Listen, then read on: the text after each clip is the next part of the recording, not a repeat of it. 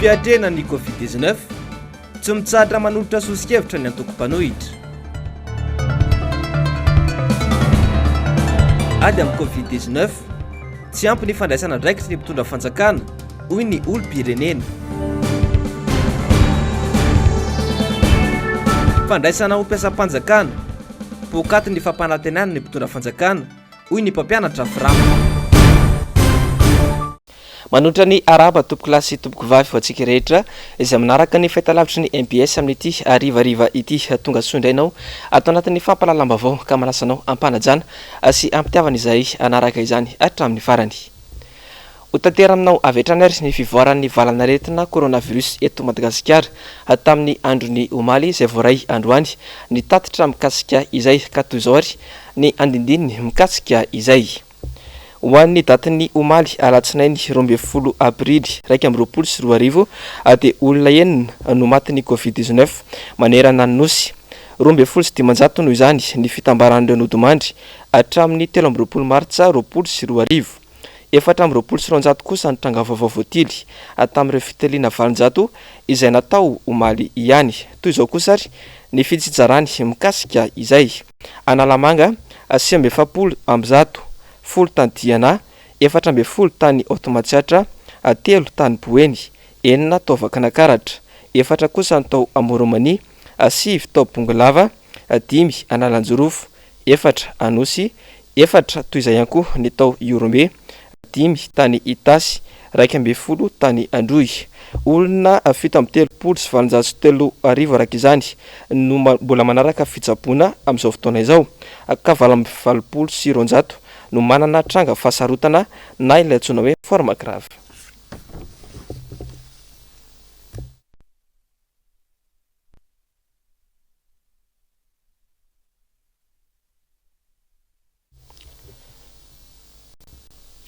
Vaovao ny fampianarana kosa indray dia isany misedra olana goavana ireo mpampianatra frama manerana fatra analamanga amin'izao fotoana izao teo ny fampanantenana azy ireo fa ho raisina ho mpiasam-panjakana eo ihany koa no mbola tsy nandraisana ny tambo-karamany hatramin'izao fotoana izao ka anaovan'izy ireo antsoavo malohana izay olana sedrainy izay araory ity fanetediana nataony namana mpanao gazety nambintsoversitraka teo amin'ny sary sindrantsany tahirinena ity nikasany ianao fitakiana teo tokontany Sisiko Analakely ireto mpampianatra frama amina Sisiko teto Antananarivo sy ny manodidina ireto fandrahoana nakitsirano nahazo azy ireo tsy navelany janona tao anatin'ny faritry ny Sisiko ka nentiny tao an-toerana ho alaolana tamin'izany no hoe fanajana ny amiana ara-pahasalamana tonga hatrany amin'ny fandrahonana fa iantsoana mpitandro filaminana moa izany ary koa ny fanalana azy ireo amin'ny asany aty zany tsy otrany any tsy mba zaza hitsangatsanganana fa efa misy corona amin'izao fotoana zao dia sarotiny be antony asa pibika koa satria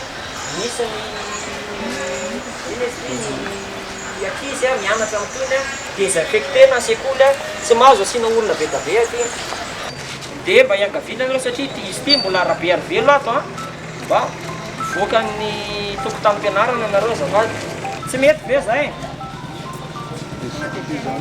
raha ohatra mantsy tsy mety dia zavatra zay dia voatery anty force de l'ordre zay rehefa ohatra ka tsy laitra resahany anareo satria nareo vonina amina affrontement zany zay mampatonga nareo ohatra zao miantso manao gazety tsoatran'izay dia iantso mpandaminy izay rehefa tsy mety alaminy anareo raha ny tena zava-misy marina dia diso fanantenana izy ireo manoloana ny isan'ny mpampianatra raisina ho mpiasam-panjakana raha tsy ilaza fotsiny isan'ny ho raisina ho an'ny préscolaire izay 3 monja no voalaza fa voaray ny zavatra nangatana tao anatin'izay taratasy zay fa viana ireo mpampianatra frama raisina isaky ny ambaratonga niveau 1 niveau 2 niveau 3 niveau 4 zany hoe presco primaire lycée CEG fa tena hita mihitsy le izy hoe tsy mitovy ireo fanampiana covid-19 konkoa hoe ho an'ny mpampianatra ENF mbola tsisy tonga aty ampianatlananay hatramin'izao dia izao moa izay nasorona tao amin'ny Sisiko hoe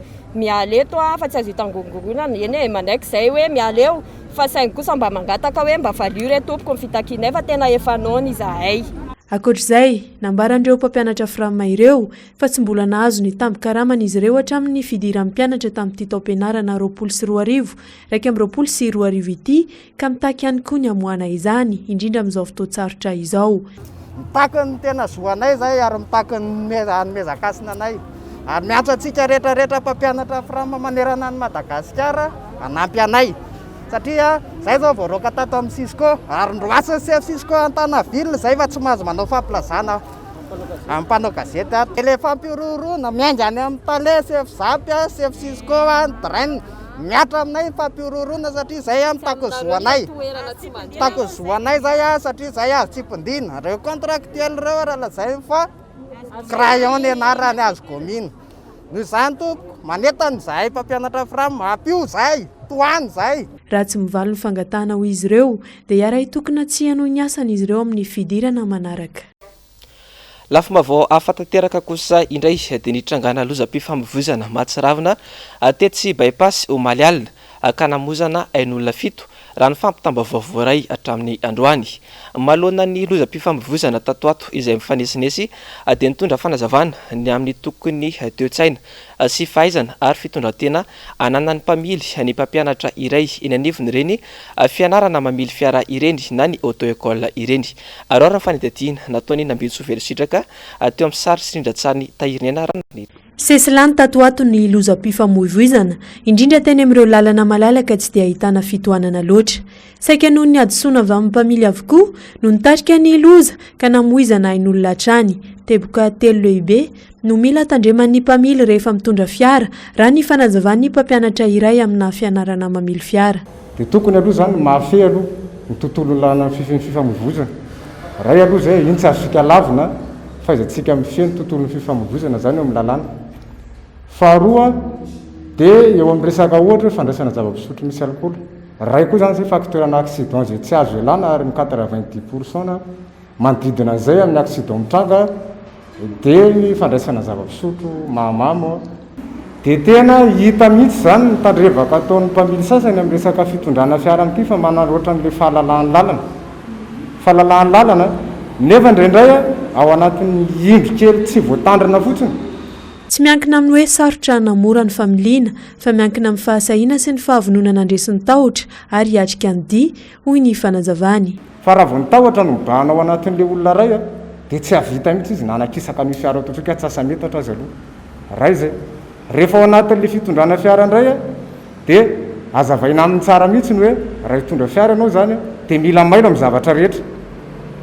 Satria ny accident dia mandindona antsika tsy lavitra io fa eo akaiky manodidina antsika eo zany ny accident.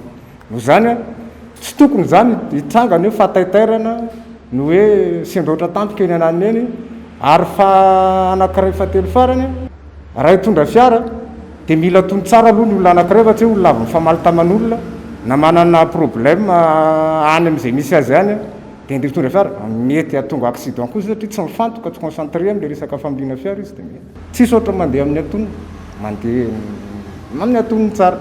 Tompon'andraikitra voalohany ny mpamily manoloana ny mpandeha tateriny ilaina hatrany anefa ny fikojana tsara ny fiara ho manaraka ny fenitra mba hisorohana ny loza tsy izay tonga loha no arabaina ho ny fitenenana fa izay nahatodisoa ny lalana.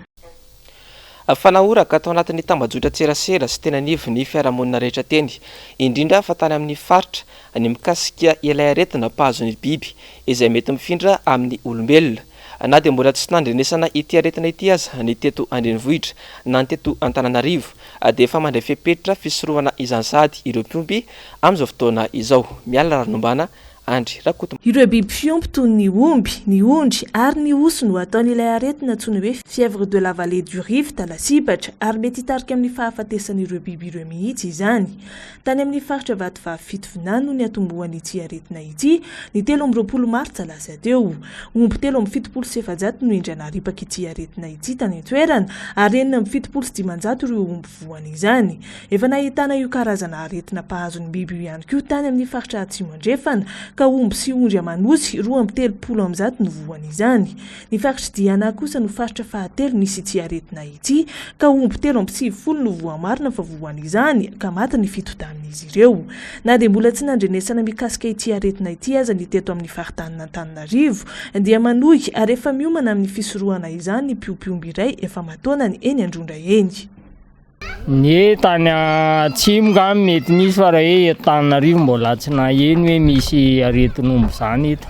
miankina amin'ny fanjakana zany mety manome fanafody izy isoroana an'izay fa raha ny anay aloha inona moa fa dia fanafody ampiasainay traitement ihany ny afaka ataonay eo izay mbola manao traitement a isaky ny 3 mois vitamine dia dita dia belazosy. Voalaza fa mety hifindra amin'ny olombelona ihany koa ity aretina mpahazony biby ity. Mba hisoroana izany dia tokony fadina ny fihinanana hena manta na ireo biby maty. Tsy mbola misy aloha hatreto ny vaksiny voalaza fa hiadina amin'io aretina io. Ny zava-misy tahaka izao dia misy fiatraikany goavana amin'ny toe-karena. Ireo faritra voalaza fa misy ny aretina tahaka ny vatovavy fitovinany, ny faritra Tsimbo eny hatramin'ny Diana dia tsy ho afabela amin'io aretina io. Andrazana noho izany vahaolana hifehezana io aretina io avy amin'ny ministera PIA. Afa ao anatin'ny ady tanteraka amin'ilay valanaretina Covid-19 andian'ny faharoa isika eto Madagasikara amin'izao fotoana izao. Ito amin'ny raviravitanana nefa ny fitondram-panjakana manoloana amin'ny ady sy ny fisorohana ity valanaretina ity araka nambaran'ireo olon-tsotra tafaresaka tamin'ny mpanao gazetinay teny Ambohijatovo teny Androany. Aroaro ny fanadihana nataon'ny miala ranomana teo amin'ny sariny Andry Rakotomalala. Tsy misy izay tsy miorooro manoloana ilay valanaretina Covid-19 izay efa nahafatesana olona maherin'ny 500 nanomboka tamin'ny fotoana nisy valanaretina ity ny volana Martsa 2024 ny vahoaka malagasy. Saika efa verevitra amin'ny fomba fisorohana ny Covid-19 ankoatra ny fanajana ireo fepetrasakana ireo olona izay samy miandrandra ny fandraisana andraikitra feno avy amin'ny fitondram-panjakana. Ao ny milaza fa ny firosona amin'ny fihibohana no vahaolana ahafahana mifiaingana ity valanaretina ity mandra-pahatonga ny ilay vaksiny fanefitra izany. Ao anatin'izany anefa dia nambaran'izy ireo fa mila mijery akaiky sy manampy ny vahoaka tsy ankanavaka ny fanjakana eo amin'ny lafiny ara-tsosialy. Ao ihany koa anefa ireo nilaza fa tokony avela hiasa malalaka ny olona izay saika miaina ao anatin'ny fahasahiranana avokoa saingy ny fiapetra fisorohana sy fiarovana no tokony masona sy amafisiny ny fitondram-panjakana. Voalohany indrindra tokony atao ilay mesura mitovy isika samby resaka fitaterana zao ohatra misy problème maninona ny mitondra mandeha aeroplanina afaka mandeha makana amin'ny faritra tsisy fanakanana fa dia hoe zavaina eo ataony test fa maninona ny olony fitaterana an-tanety no tsy asiana zay no tonga dia kategorika be mihitsy ndrareo hoe tsy mahazo mandeha faharoa mandra-pahatonga an'ilay vaksina ohatra ny resetiko mihitsy hoe tena tapidalaka alefatsika ny antony dia zao ohatra ny mahagaga ihany maninona raha ampiana ilay olona dia ataovy confinement total tena ozy izy hoe tena hita mihitsy akambazay misy résultat tena tangible akamba ny eritreretako azy fa le izy asaina tsy asiana confinement takoa mivava nefa misy an'le ina moa dia fitapikisonana ny olona tsy tapitra hoe hitondra sy salva zany fa tokony hoe ampio ary sakafo meo zany le tokony hoan'ny olona dia mandra-pahatonga an'ilay vaksiny ngamba ataontsika hoe raha olona ka ataontsika hoe 100 taona ka mety mihena ty amin'ny 100 ty ohatra tena tsy mitondra vaolona mihitsy ohatra ny eritreretako an'lizy hoe tsy anny misy mesure hoan'ny ohatra ny hoe deux poids deux mesure le izy hoan'ny olona sasatsasany dia nefa ny tena ohatra ny tsy tafavoaka tsy ampy aloha zany ny fepetra satria le gabraraka misy kely tsy ampy eo zany satria resaka tsy tetena mandray ny andraikitra feno zany ny fanjakana vahoaka tokony hoe hiasa avela hiasa malalaka satria ny fiainana sarotra ny fiainana dia ny fepetra resaka hoe resaka hoe kasibosy ny elanelana ohatr' zany ny tokony hojeren'ny fanjakana mandra-pahatonga amin'ny fepetra hoe mandra-pahatonga amin'ny vaksiny dia ny vaksiny koa zany tokony tsy ho forcena fa tokony hoe avela malalaka hoe hisafidin'izay tiany hoe anao na tsy anao tsisy afa-tsy ny toromarika iraisany rehetrarehetra hoe lanelana ray metatra sy ny fanasana tanana matetika dia zay aloha ny azonay atao para-pahatonga an'izay hoe fanantenana hafa indray fa mafimafy ihany sady enjakenjana ihany lisa raha tanterahana ny zay tenin'ny mpitondra fanjakana dia misy ihany ny fanantenana fa eo ihany le hoe miandry ihany dia miandry ihany fa engany mba ho tonga zany na dia mba hoe alao tara zay tsy tonga le fampanantenana Ny fanjakana moa dia niandrandra ny plan Covid ririnina hiatrehana ny valanaretina Covid-19 saingy toa tsy hita izay asa mipaka amin'ny vahoaka mahatonga mbola maro ireo ainana fohy. Maro dia maro koa ireo trafim-panarenana toy ny plan Marshall saingy toa ambava fotsiny ihany izany. Fantatra aloha fa ny vaksiny ihany no fanafody fanefitra amin'ny coronavirus kanefa izany mbola amam-bolana maromaro vao ho tonga. Mandra-pahatonga izany anefa inona no paikady mahomby isorohana ny aretina? Ahoana ihany koa ny fehezanareo olana izay miatraika amin'ny sosialim-bahoaka? Vaovao avy any Toamasina kosa indray dia velotaraina ihany koa ireo mpisehatra amin'ny asa fandraisana lanonana sy ny toeram-pisotroana toy ny bar, diskoteka ary ny karaoke rehetra any Toamasina any vokatry ny fanakatona ny fanjakana ny toeram-piasan'izy ireo amin'izao fotoana izao.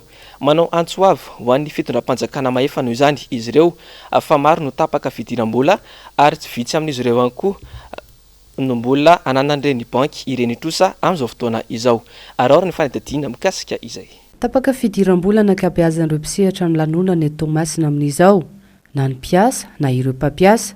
Ny hofatrana nefa tsy maintsy aloha ankoatra ny hetra alohany amin'ny fanjakana. Ny hofatrana izay mindrana volana amin'ny banky izay dia ireo banky ireo zany tsy maintsy alohany volan'izy ireo. Nefa izay manampy olona mpanampinay maro be nefa ny karaman'izy ireo inona no andoavan'ireo karama ireo. Izay vao manokatra varavarana dia efa ny polisy ny fanjakana no manidy anay. Manomboka tamin'ny latsinainy mipasika izay dia efa nahidin'ny fanjakana teto Tamatavy. Jirama mbola eo ny volany hetra amin'ny fanjakana mbola tsy maintsy aloha. Fitadiavana vahaolana aingana no angatahan'izy ireo. Mangataka ny verenan'ny asa fivelomany vonanaja ny fepetra rehetra. Karamane zao dia nanomboka tamin'ilay faravolana igny tapaka. Ino ny farana niraisana? Zay ny farana niraisana.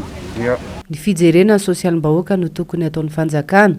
Nanamafy izy ireo fa vary milaza 10 kilao ny ampy-savony 200 ariary monja no mba nomena nandritra ny fiebohana ny taon-dasiny. Nanomboka vola roy volany nesany zay dia nafindra amin'ny neptine.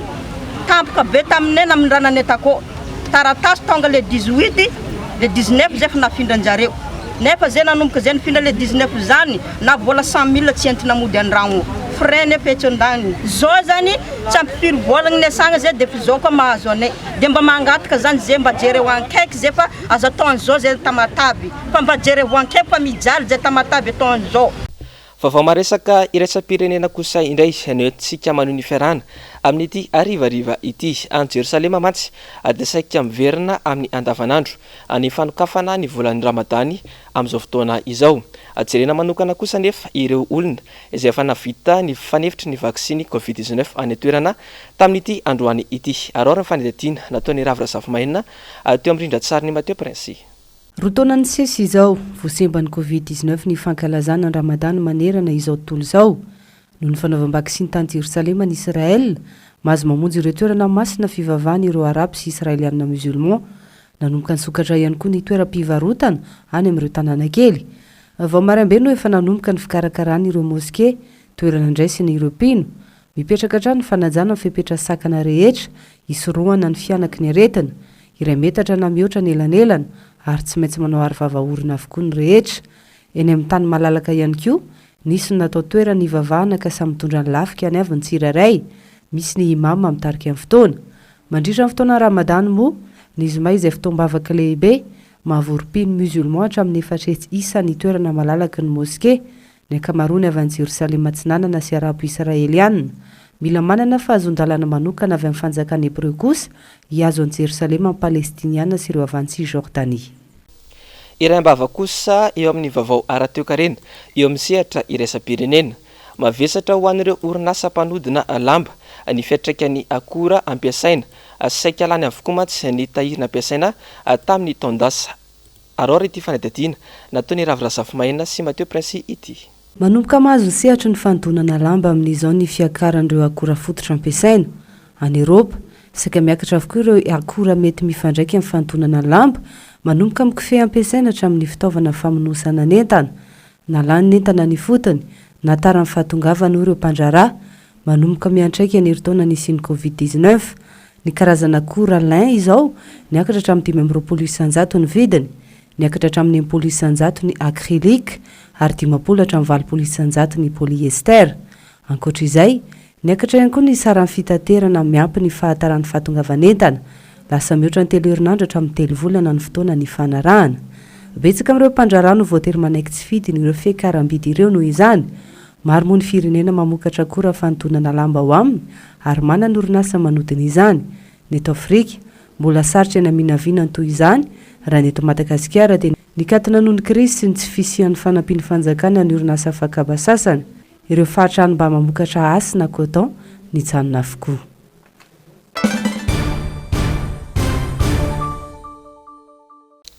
Ny vaovaon'ny politika kosa indray norahantsika eto manomboka izao. Nivoaka androany ny didim-pitsarana momba an'ireo olona 12 izay nisamborina tsy ara-drariny tetsy Analakely ny 20 febroary lasa teo. Manoloana izany indrindra dia nitondra ny heviny androany ny solombavam-bahoaka iray. Nisy ihany koa ny fampitana vaovao avy amin'ireo mpisolo vava an'ireto olona izay voasambotra ireto. Ary ity fanetadiana nataony namana mpanao gazety Nambitso Velositraka sy Tahirinena Ranarnirina ity. Telo volana sazy miatratra ny maizina izay no didim-pitsarana nivoaka ho an'ireo sivy mianadahy voasambotra teny amin'ny kianjan'ny 12 Mey ny 20 ny volana febroary teo. Tsy nisy eloka natao kanefa dia hiditra ponja. Tsy indry azo lena ary fanambarapahefana tsotra izao no miatra amin'izy ireo. Tsy rary noho ny nambarany solombavam-bahoaka ny Madagasikara Alain Ratsimbazafy. Tohana tokoa ny fora nandrehan'ny didim-pitsarana nivoaka tamin'ity anio ity. Mahakasika andreo olona izay nosamborina tena Analakely sy ny manodidina. Raha fotoana izay nokasainy ireo solombavam-bahoaka natanterahana tatitra. Marihana fa tsy nisy nietsika tamin'io andro ary tsy nisy trano vaky na ihany koa herisetra ny tranga fa dia fisamborana tsotra izao an'izay olona iverina fa nitovy hevitra tamin'ny miara-manonja ary koa olona izay nitondra akanjo mena dia voasambotra niaraka tany avokoa. Anisany manohitohina ny fahalalahana maneho hevitra izany eto Madagasikara.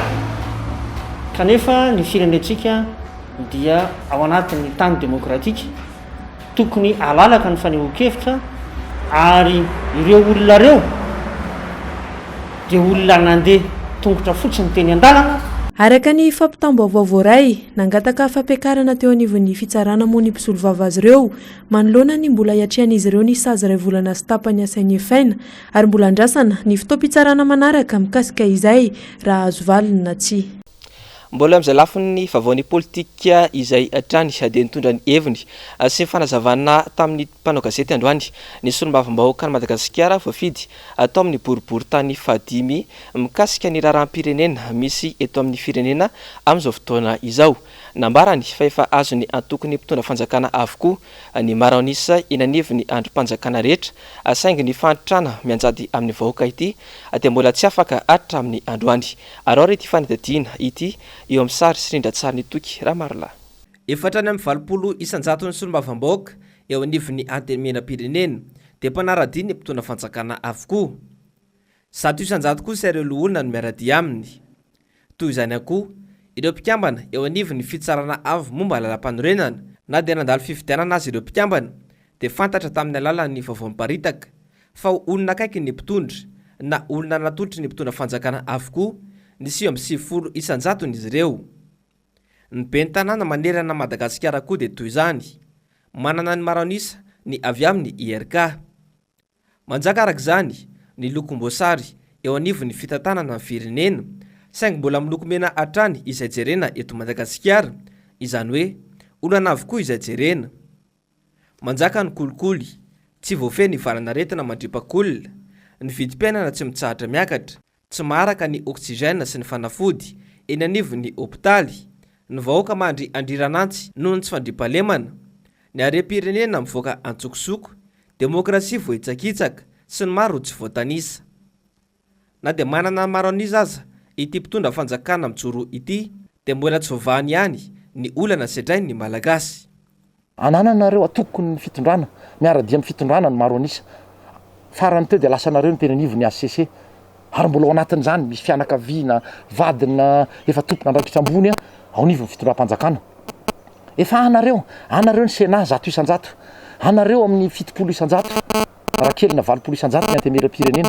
anareo ny be ny tanàna maro anisy anareo ndrehetra eo amperan-tananareo raha ny tena izy ny fahafahana mampandroso ny fanohanandro olo mbo fidy maro anisa anareo aiza misy atsika am'izao fotoana zao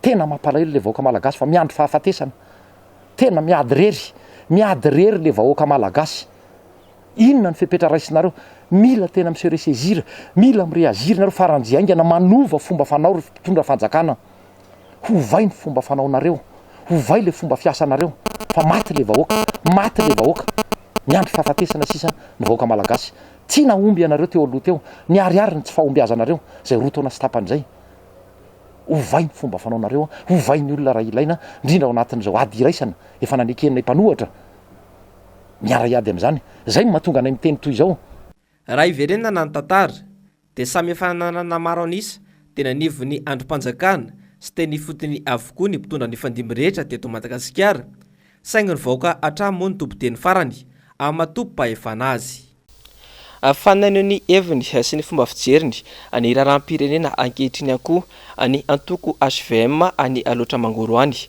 nandritra izany no nitakin'izy ireo ny mangarahara eo amin'ny fitantanana ny firenena nisy ny mpanao gazety ny MBS nanatrika izany tany Ambatondrazaka tany izay nanao fanidadiana araka izao manaraka izao nandritra ny famborina mpanao gazety no totosain'izy ireo ny tolakandro ny alatsinainy teo no namakina bantsilana ny zavatra tsy mety ataon'ny mpitondra ankehitriny ka anisan'izany ny fitavozavizany ny mpitondra fanjakana amin'ny fandraisana fanapahan-kevitra manoloana ny aretina Covid-19 eo ihany koa ny tsy fijerena ny lafiny sosialim-bahoaka izay teny fa miatra amanaina ankehitriny mitondra izay fanazavana izay indrindra ny mpandrindra-paritry ny antoko HVM aty aloatra mangoro ny sombam-bahoaka teo aloha andriamatoa Andrianirina maro ajaniaina tena manentana zay amin'ny tompona andraikitra zay tandrify rehetra mba hijery anao tsinjo lavitra manoloana ny fanapahan-kevitra zay raisina zany hoe tokony ho isy mesure d'accompagnement raha dika amin'ny teny baiko ny fanapahan-kevitra rehetra raisina na manoloana ny fiainam-bahoaka mivantana zany toy ny fitsaboana ny sakafo ny fampidiram-bolany ny fandrimpahalemana sy ny sisa tokony ho jerena miaraka zany rehetra zany noho izao satria sahirana amin'ny vahoaka malagasy anisan'ny nomariny ireto antoko HVM ao aloatra mangoro ireto ny mahakatsika ny tsy fisiny mangarahara eto anivo ny firenena izay nanaovana izy ireo antso amin'ny mpitondra fanjakana eo ihany koa ny tokony isiny ezaka misimisy kokoa ho amin'ny asa fampandrosoana eto amin'ny firenena tsy fisina asa sy ny fahasahiranana ary indrindra miady amin'ny tsy fandrimpahalemana sy ny sisa ka manoloana an'izany dia tena tokony apetraka ary takinay ny fisiny mangarara sy ny tsy fitingolanana amin'ny samy malagasy mba ejerena ny vahoaka ty amin'ny faritra loatra mangoro afa anisan'ny teraka resabe ny mikasika ny taratasy izay navoaka ny ministera amin'ny fitsarana mangataka amin'ny ministera ny atitany ny ampiatoana ny didy navoaka ny filan-kevim-panjakana momba ny fifidianana tany Nosbe ataona vitsilasa izay firaisamonim-pirenena iray no naneho ny heviny sy fanazavana mikasika izany indrindrandroany teny Ambatondrakanga-teny miala rarinombana Andry Rakoto Malala fijabahana tsotra izao ny asan'ny mpanatanteraka eo amin'ny andraikiny no nandraizan'ireo firaisamonim-pirenena ny taratasiny teo anivon'ny ministera ny fitsarana izay mangataka amin'ny ministeran'ny atitany ny ampiatoana ny didy 117/EL nivoaka ny 3 martsa lasa teo mikasika ny fifidianana be ny tanàna tany Nosbe ny taona 2024 didy izay navoaka ny filan-kevim-panjakana milaza fa ny kandida teo amin'ny laharana fahatelo izay nahazo vato 5.20 isanjato no nandresy tamin'ny fifidianana kominaly io sadaikatra ireo firaisamonim-pirenena manoloana izany izay nandray ny zava-nisy ho fandikan-dalàna sy fanaovana tsinontsinona ny resaka demokrasia nahoana moa hotona taty aoriana nahoana moa ny candidat zay nahazo isanjato farany anisan'ny ambany 5 isanjato no lany ho be ny tanàna ny Nosbe ankehitriny misy tsy fetezana ihany amin'le didy navoakan'ny filan-kevim-panjakana kanefa tsy manamarina velively ny fitsapahana nataony fahefana mpanantanteraka zany ary tsy antony tsy motifa fa lafahana manao mijabaka anatin'ny fahefan'ny mpanola reo tsara amin'izay fotoan'izay. Didy tsy azo ivalozana ny didina avoakan'ny filan-kevim-panjakana. Tsy manana fahefana hampiato io didy io noho izany ny ministeran'ny fitsarana sy ny ministeran'ny atitany araka ny nambarany ity firaisamonim-pirenena ity hatrany. Le taratasy izay navoakan'ny ministeran'ny fitsarana sy mangataka ny ministeran'ny atitany dia iverenay hoe mandika ny atao hoe principe de séparation des pouvoirs raha azo lazaina azy. Ny tokony izy dia tokony filan-kevim-panjakana raha ohatra misy tsy fetezana dia tokony filan-kevim-panjakana ihany aoka ny mpitsara fitsarana no aleo tena amin'izay lafin'izay. Nilaza ny amoaka fanambarana misy fanazavana bebe kokoa mikasika ny didina avoakan'ny filan-kevim-panjakana moa ireo firaisamonim-pirenena afaka andro vitsivitsy. Fananjavana avokoa ireo fitaovana nampiasaina ho fiatrehana ny Covid-19 tamin'ny taondasa. Feny hôpitaly mitombo ny marary ary manomboka mampiakapeo ireo mpisehatra rehetra voakasika ny fepetra no raisin'ny fanjakana amin'izao fotoana izao. Abetsaka nefa ireo manolotra sosikevitra saingy hodiana tsy heno. Ravira Safimahina, Tahirinena. Monsieur mahavita tena ny fitondram-panjakana ankehitriny, tsy misy mahomby anefa ny paikady raisy ny atrehan'ny Covid-19 vao maikaza ny rongatra ny aretina tamin'ity andiany faharoa ity manampitrotraka ny tsy fampiny fitaovana. Nitondra n'izany hevitra zany tsika tamin'ny confinement tamin'ny andiany voalohany fa satria moa zahay aty amin'ny fanoherana no miteny azy dia tsy rarahinareo le izy mbola averinay le izy zay tsy reraka hoe système na quarantaine ny atao amin'io dia zay faritra ahitana an'izay tapa-fatesana avo be zay no anokanana hetsika matanjaka. Anjara ny fitondram-panjakana zany mijery inona avy zany zavatra tokony apetraka ao amin'ilay faritra ahafahana mife an'ilay fitombo sy le fianaka le valana retina ao anatin'ity fokotany ray roa telo. Io le hoe asitsika loko le izy menamena, mavomavo, maitsomaitso na mangamanga sy na mangamanga tsy mampanina. Dia arakarak'izay zany ny lokon'le fokotany 2.7 anatin'ny tanàna Antananarivo. Dia ao anatin'izay ny miasa. Izy fa adisona fijerena soritra retina rehefa aveo raha ohatra ka atao anjambo anoatra an'io izy hoe manatitra fanafody any aminareo. Misy olona anie mikohaka fa tsy Covid mety aretitratra mahazo azy. Misy olona mahafana hoditra fa mety tena tazo mahazo azy. Dia io forsenao hinana fanafody na Covid zany na hoanina tsy hoany dia hoany aloha ty protocole ty. Maleriva mahita an'ireny 4-4 tsy haiko an'izy zao reny. Gaga ianao hoe lasa 4-4 hafa misy an'ilay soratra ohatrany hoe BMM masahina ilay soratra aminy. Wera moa zany io fa taletana dia atao mifanaraka reny 4-4 reny betabeta amin'ny inona ny raha izao atony. Fa aiza le 4-4 tamin'ny Covid nisy pick-up 4.20 hitako tamin'ny 7 safiry. Nakaiza daholo zao reny. Zay le hoe tsisy tatitra mihitsy nareo. Nitatitra ataonareo sady diso ny tsy ampy.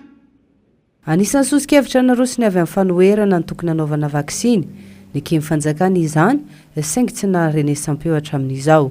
Fantaro aloha hoe aiza ny ahitana le tapa-fatesana enjana be ary miakatra be dia farito le faritra anaovana n'le hetsika atao le tompona ndraiky mpanjakana.